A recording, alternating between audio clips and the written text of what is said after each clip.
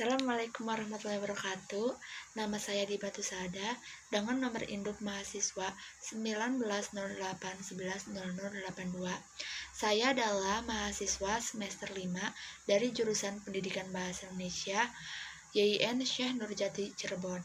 Di sini saya akan menjelaskan tentang pengertian metode pembelajaran kontekstual mata kuliah pengembangan model dan strategi PBSI yang diampu oleh Ibu Feni Nurpadilah, MPD. Sebelum saya menjelaskan tentang pengertian model pembelajaran kontekstual, saya akan menjelaskan terlebih dahulu tentang pengertian model pembelajaran. Model pembelajaran adalah kerangka kerja yang memberikan gambaran sistematis untuk melaksanakan pembelajaran agar membantu belajar siswa dalam tujuan tertentu yang ingin dicapai.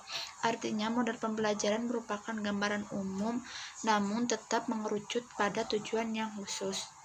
Hal tersebut membuat model pembelajaran berbeda dengan model pembelajaran yang sudah menerapkan langkah-langkah atau pendekatan pembelajaran yang justru lebih luas lagi cangkupannya. Definisi ini senada dengan pendapat Suprihatiningrum pada tahun 2013 yang menyatakan bahwa model pembelajaran adalah kerangka konseptual yang melukiskan prosedur pembelajaran dengan sistematis atau mengelola pengalaman belajar siswa agar tujuan belajar tertentu yang diinginkan bisa tercapai. Untuk memperkuat kesohihan pengertian model pembelajaran, saya akan memberikan beberapa pengertian model pembelajaran menurut para ahli. Yang pertama, menurut Triano pada tahun 2015, suatu perencanaan atau suatu pola yang digunakan sebagai pedoman dalam melaksanakan pembelajaran di kelas atau pembelajaran dalam tutorial. Yang kedua, menurut Saifuddin dan Bardiati, model pembelajaran adalah kerangka konseptual yang melukiskan prosedur sistematis dalam mengorganisasikan sistem pembelajar untuk mencapai tujuan belajar tertentu dan berfungsi sebagai pedoman bagi perancang pembelajaran dan para pengajar dalam merencanakan dan melaksanakan aktivitas pembelajaran. Yang ketiga, menurut Sukamandinata dan Saudi, model pembelajaran merupakan suatu perencanaan desain yang menggambarkan proses rinci menciptakan situasi lingkungan yang memungkinkan terjadinya interaksi pembelajaran agar terjadi perubahan dan perkembangan diri peserta didik.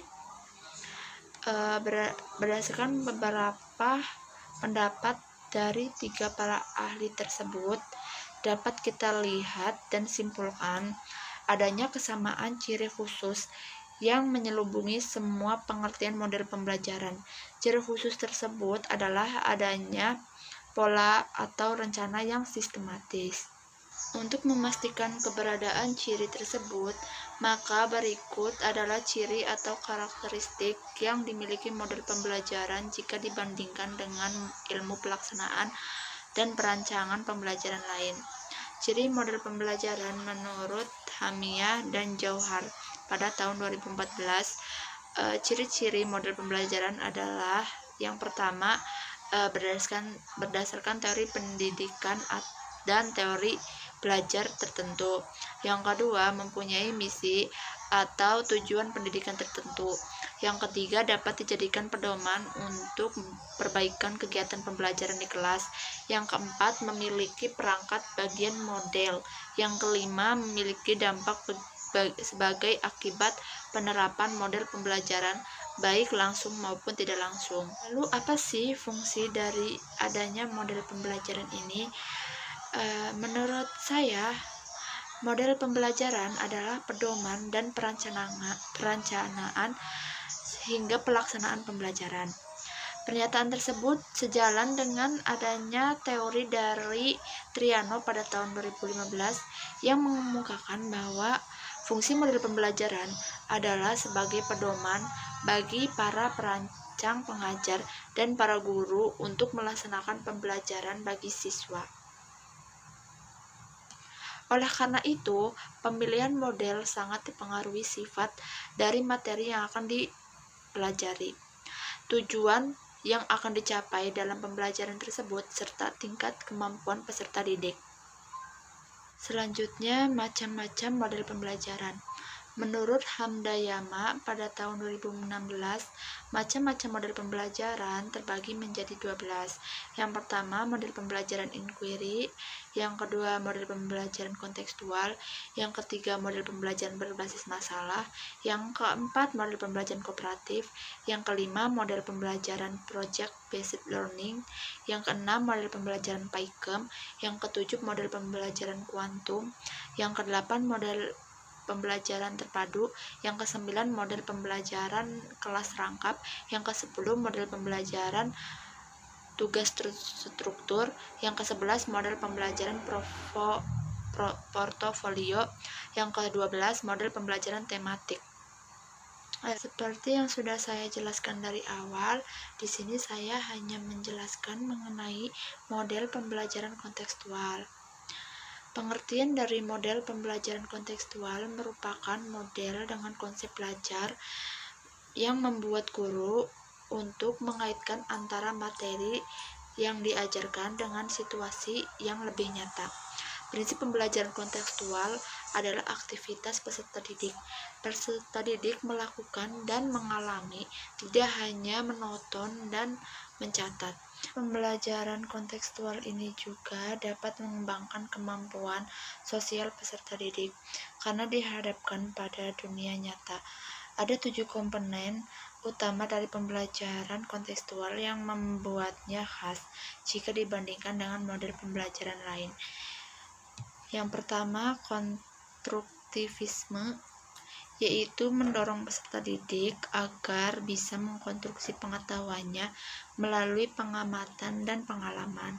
Yang kedua, inquiry, didasarkan pada penyingkapan, penyelidikan atau pencarian dan penelusuran. Yang ketiga, bertanya, sebagai refleksi dari keingintahuan setiap individu. Yang keempat, learning community, yaitu dilakukan dengan membuat kelompok belajar.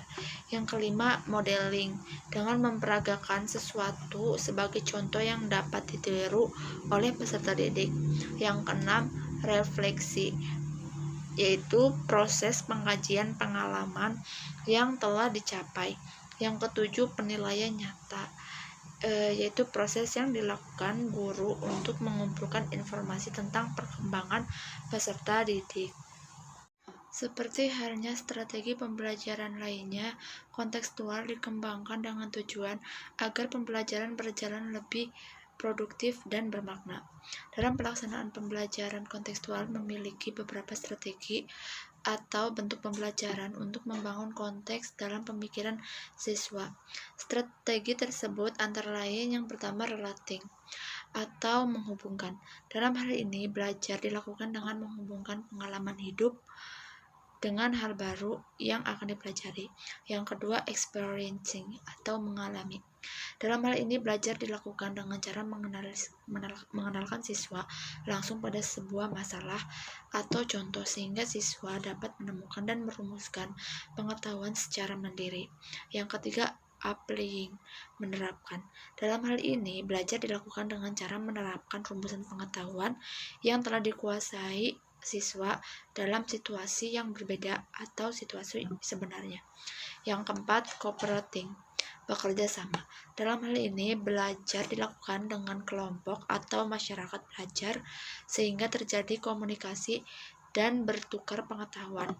Yang kelima, transferring, memindahkan.